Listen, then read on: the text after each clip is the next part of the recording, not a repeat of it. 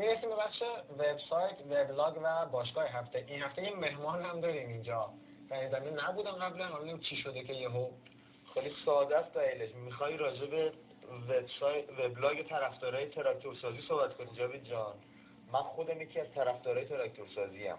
یه تیم شهرستانی که تازه به لیگ برتر اومد و آنچنان ساپورت حمایت مالی هم نشده از جایی و اینجوری رو پای خودش وایساده، با اون طرفدارای پرشور و با غیرت و با تعصب و پرپا قرصی که داره، منم دوست دارم یکی از طرفدارای تراکتورسازی باشم. از این بعد من تراکتورم میخوام حمایت کنم و همین امروز میرم اینجا ثبت نام میکنم.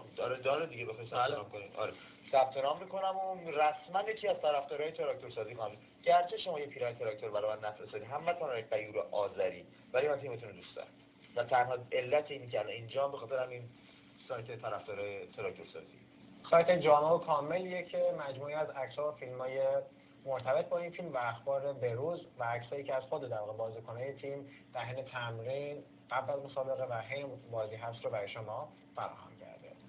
فکر می‌کنم مجموعه کاملی بشه براتون اگه بخواید در ارتباط با این تیم بیشتر بدونید. تالار گفتمانش هم خیلی بروزه. خیلی سریع میاد قشنگ.